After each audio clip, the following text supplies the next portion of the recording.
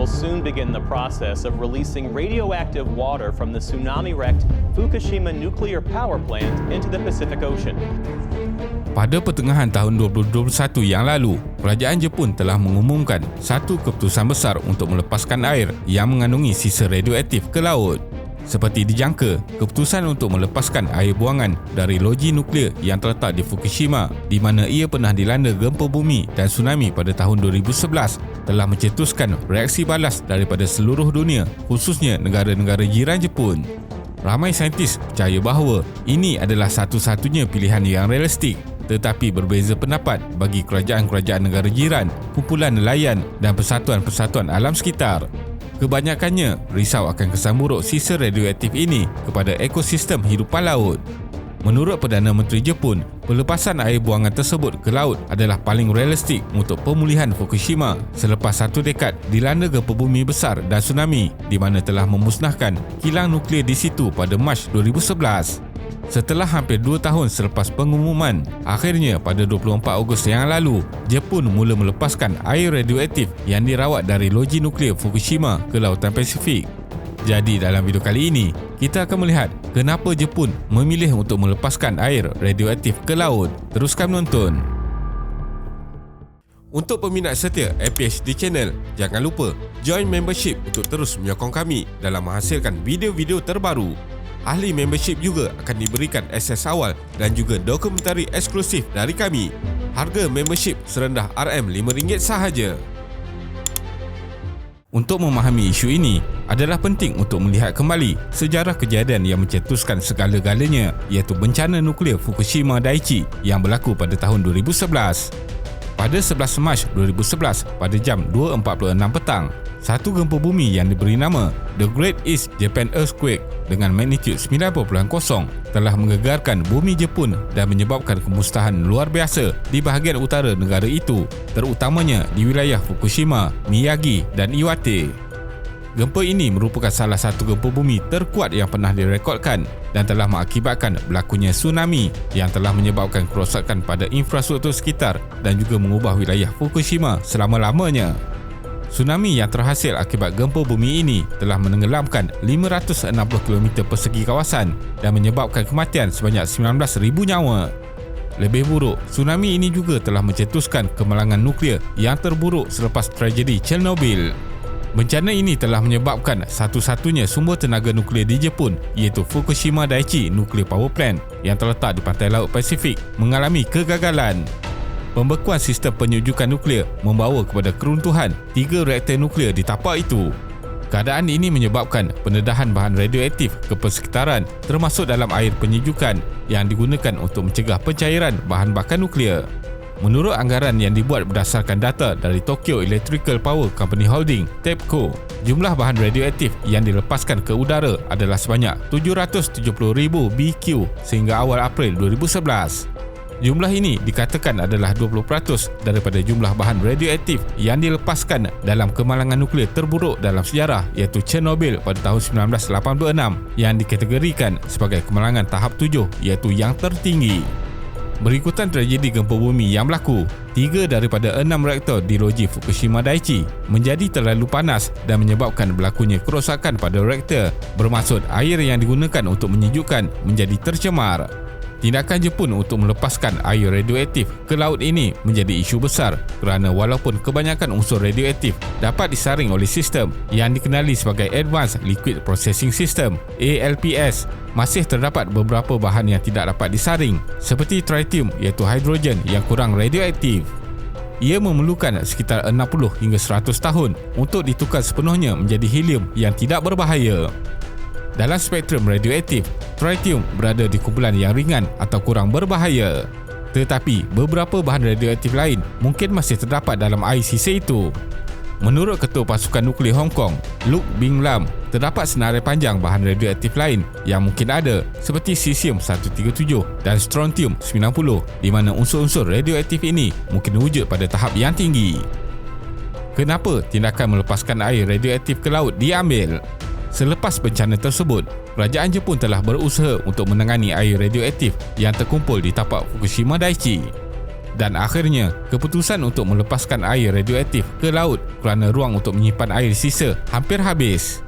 Pada April 2021, kira-kira 1.25 juta tan air radioaktif disimpan di Fukushima dan seperti yang dijangka, ia bakal mencapai kapasiti penuh dalam tempoh setahun atau 2 tahun. Sejak tsunami, Jepun telah menyah tauliah dan menyah cemar stesen jana kawasan nuklear yang dijangka mengambil masa 30 hingga 40 tahun. Satu langkah besar ke arah penyahaktifan loji nuklear ialah penghapusan keperluan untuk pakaian pelindung di 96% kawasan tapak loji berkenaan.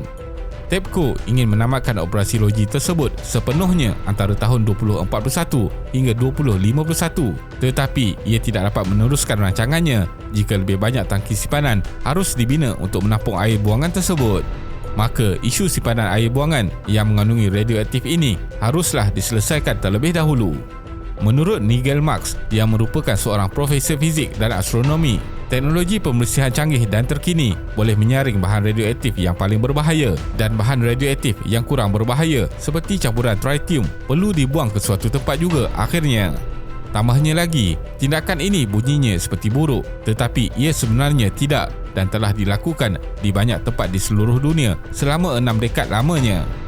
Di bawah rancangan yang dipersetujui oleh kerajaan Jepun, TEPCO akan memulakan proses pembuangan air sisa radioaktif ke dalam laut bermula tahun 2023 dan pembebasan air secara beransur-ansur ini akan memakan masa kira-kira 30 tahun dan dijangka berakhir sebelum proses penyahaktifan loji selesai.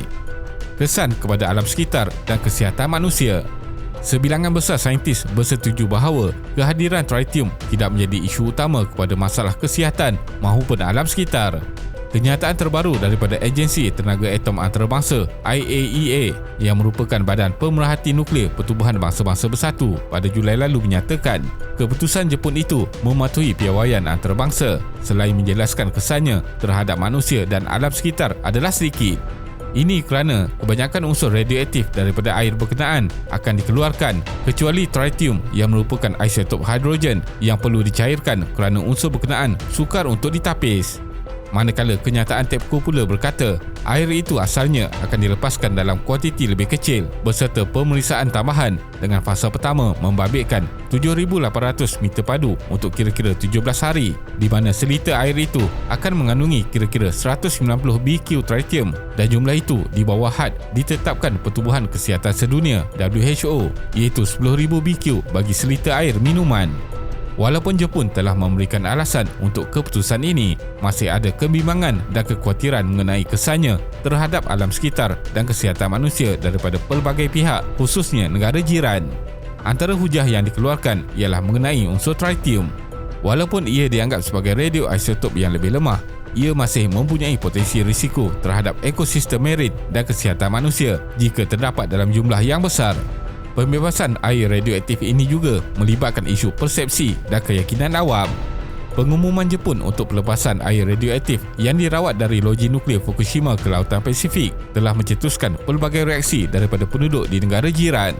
Walaupun sains mungkin menyokong keputusan ini, masyarakat tempatan dan dunia mungkin tidak yakin atau mempercayainya. Biarpun ada jaminan sedemikian daripada para saintis dan kerajaan Jepun sendiri, ada negara yang memilih untuk terus melakukan sekatan import terhadap makanan laut dari Jepun.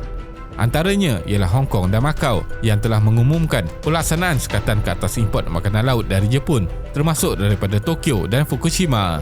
Di China pula, tidak lama selepas pengumuman itu dibuat, pejabat kastam China menyatakan larangan sedia ada terhadap makanan laut import dari Fukushima dan beberapa wilayah akan segera dilanjutkan untuk melindungi kesihatan pengguna China.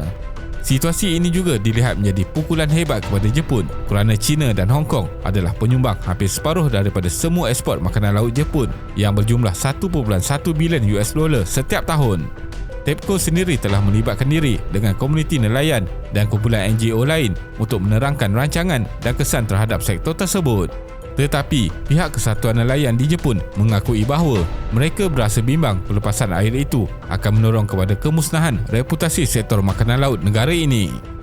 Kesimpulannya, keputusan Jepun untuk melepaskan air radioaktif ke laut ini dianggap sebagai keputusan paling realistik untuk mereka keluar daripada masalah yang sedang mereka hadapi, kesan daripada kejadian gempa bumi dan tsunami yang melanda Fukushima 12 tahun yang lalu. Walaupun begitu, keputusan sukar ini sudah tentunya menimbulkan kontroversi dan reaksi daripada pelbagai pihak kerana ia bukan sahaja melibatkan negara Jepun tetapi juga seluruh dunia, khasnya negara-negara jirannya. Terima kasih kerana menonton dan jangan lupa subscribe. Jumpa lagi.